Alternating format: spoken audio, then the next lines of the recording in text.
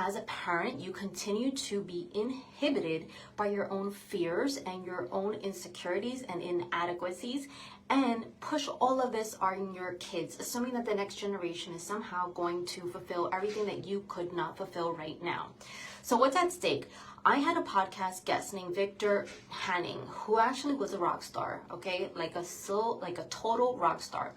So for him, his dad pushed the whole music thing on him so hard that ultimately this guy self-sabotaged and ended up being a druggie as a rock star. He has since gone out into rehab and feels better, but that was 8 years of being a drug addict because of his unresolved emotional relationship with his dad. So that's an example of how far this can go if you choose not to behave more courageously when it comes to these irrational fears of your own.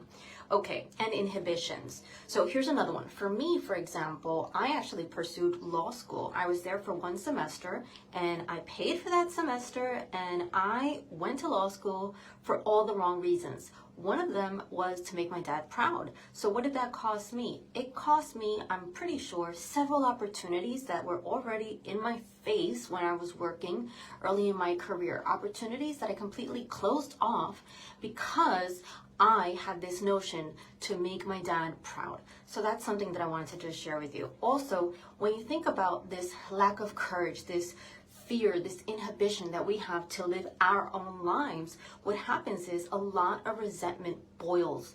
I mean, it boils up, and that ends up in relationships that are just no longer. So there are kids that will not talk to their dads. There are dads who will not talk to their kids because they chose the wrong career. They chose the wrong path in life, something that didn't align with ultimately what that actual dad wanted to pursue in his own life, but may have not had.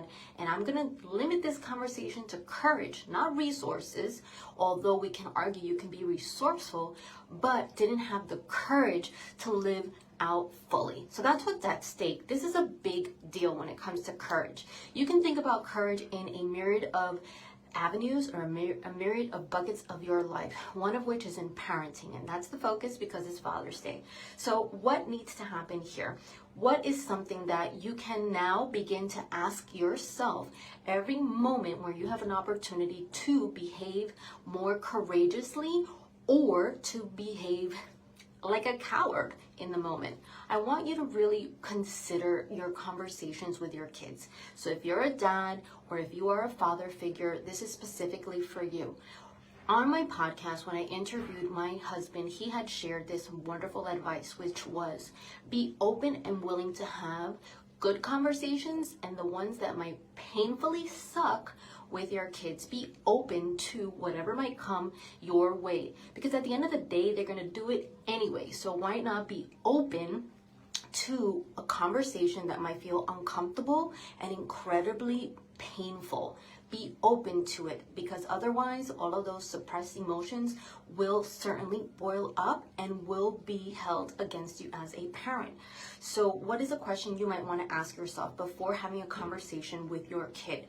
So obviously this is age appropriate. So let's just imagine on your heart, it would pain for you to hear that your kid on purpose flunked his exams. Let's just imagine that's the worst thing that you'd want to ever hear from your kid.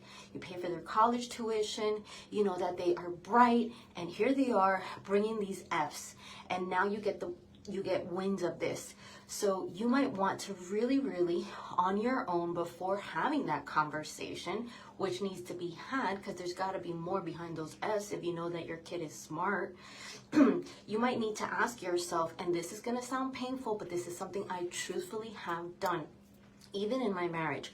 What would hurt me most about my son or daughter's career choices or, answer if they told me that on purpose they were flunking their exam? Is that what would hurt me most? So really laying out what's the worst that you can hear, the absolute worst that you can hear coming out of the mouth of your son or daughter. Obviously, there's room for you to consider what's the best that could come out of the mouth of your son or daughter pertaining to the same exact scenario. Either way you slice it, the whole point is it's important for you to really confront these possible answers on your own before engaging in a conversation with your son or daughter.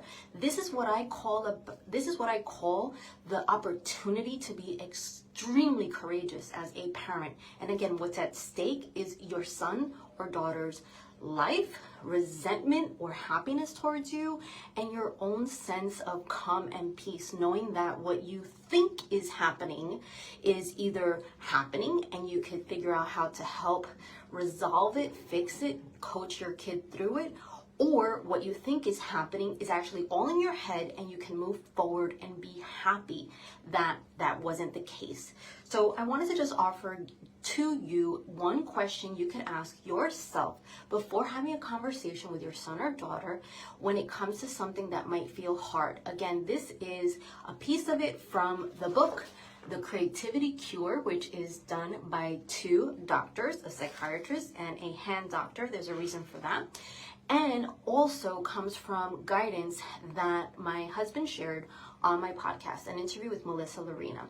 So that's really important for you to be aware of. You have an opportunity to behave more courageously every single day. You have an opportunity to reframe how you think about your fears. In this case, as a parent, it could be the fear of humiliation or inhibitions that you have, or your fears of success or failure as it pertains to your own career dreams. And that's the light version of an example. There are definite more emotionally trying topics that I could have approached, but I decided to go the career route. All of this to say, happy Father's Day. My desire for you, for anyone in this group, is for you to live your life more courageously. What does that take? It takes being unafraid to stand out. It takes being unafraid to confront your fears right up front, so that this way you can analyze them and better understand what needs to happen so that they stop holding you back. Why is this important to me?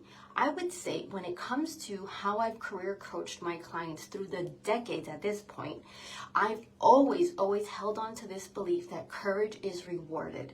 And I totally believe that the best way to be more courageous in life is actually to practice courage just like a muscle.